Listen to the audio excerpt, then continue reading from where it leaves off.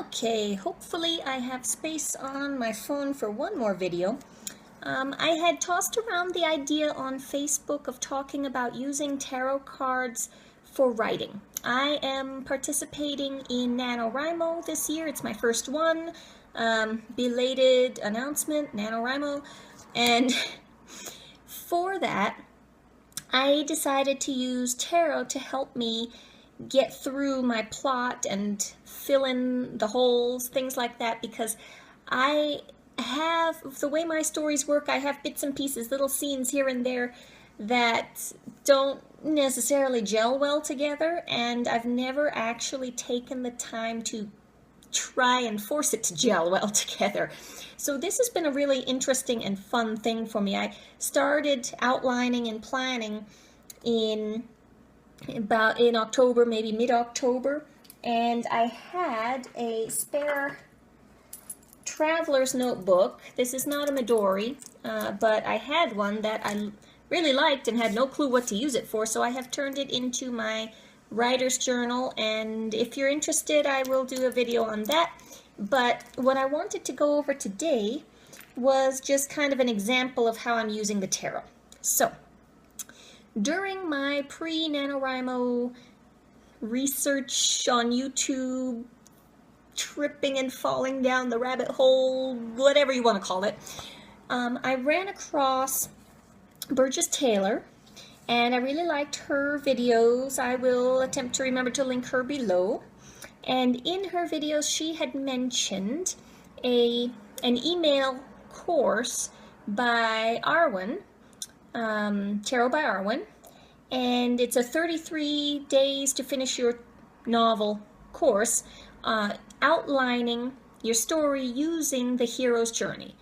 Now, the hero's journey is basically an outline that it's common themes that can be found in all of the long-lasting myths and stories basically throughout time. So this concept was not new to me. Actually, years ago as a teenager, I found a book by James Fry. It was he wrote How to Write a Damn Good Novel, and I got the one How to Write a Damn Good Novel Using the Power of Myth. And he spoke about exactly these same things. So it's not a new concept. And I decided, you know what, I'm going to give it a go. Because I like the tarot, I can see how it would be helpful.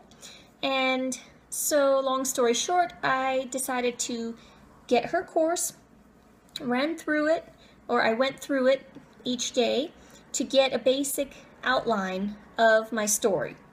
I kind of had one already, but this helped me kind of really flesh it out, give it more, I had a skeleton, but it was maybe missing a couple ribs here, vertebrae there, and, humerus, that sort of thing. It wasn't a complete skeleton, so this helped me do that. And what I have, one day maybe I'll have a storyboard, but basically I went through each part of that I have these in pink. Here are my heroine, and then in blue here is my hero. These are their journeys.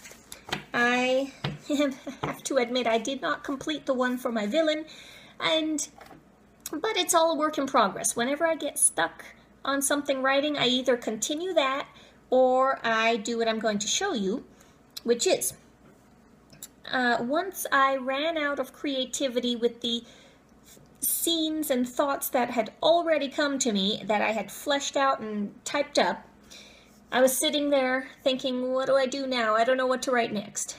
And then I said, okay, I'll ask the cards. And where is my question? I don't remember where I wrote my question. It's probably in my journal. But basically, I asked, what do I need to write about next? And I pull a card, and in this case I got the Five of Pentacles. Now, this card is significant because this card has come up in both of the journeys for my hero and heroine. Slightly different places in their journey, but it has come up for both, either as a main card or a significant helping card. So I needed a little bit more information. I said, well, who do I need to do this for? Okay, so I need to talk about this struggle portion that I already know about. Which character do I need to do it for? And then the response was Knight of Cups. Now, what this means, you may automatically think, haha, the hero. No, actually, this card is one of the main journey cards for my heroine. This is actually her approach to the innermost cave. So her approach to where she's going to have her major ordeal. And because I got this card, and because I know it's part of here, you know, I associate the two together. And then I looked at my card, looked at my notes that I have for that, and I say, okay, so I know that I need to work on her difficult situation that she's encountering on her way into where she's going to meet her ordeal. So what exactly does she have to do right now? What's the theme going to be? How is she going to get through this difficult situation? And in this case, I got Temperance. And this was funny because in the last similar draw I did for, which wound up for my hero, he also had the Temperance card for the scene that I needed to do for him. However, it was a very different kind of feeling from the card. So any of you who read the cards, you'll know it's different each time. In the case of the hero, he had to give up a little bit of his pride and call a truce with another character in order to move ahead. In the case of my heroine, this was an inner balance. She realizes that she needs to find her inner balance. And to get more detail on this, I drew one more card. Why do I have this other one? I have another card out here, I'm not sure why. Okay, so to get more clarification on this, on the inner balance, inner journey, I pulled one more card and I got the Nine of Cups. So this was actually reversed, and my personal view on reversed cards, aside from the fact that I cannot read reversed cards, meaning just physically looking at them, there's something wrong with I can't see what's going on in the card. If it's reversed, I have to turn it the other way around or I can't read it. Literally, I can't read it. But other than that, reversed cards for me do not necessarily mean the opposite of something. They mean blockage. They mean something is not clear, something is not set in stone yet. It's foggy, it's cloudy. It's not necessarily just the opposite of the regular card.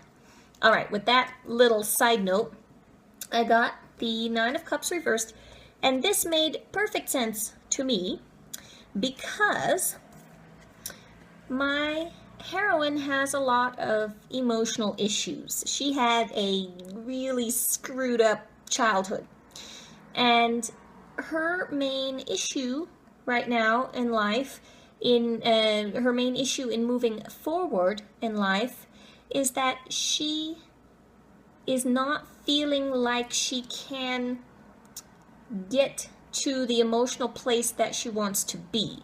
She's blocked from it. She can't experience happiness and fulfillment the way she wants to because of her past and because she hasn't truly faced it yet. So that, to me, is this inner emotional balance. She has to face her past.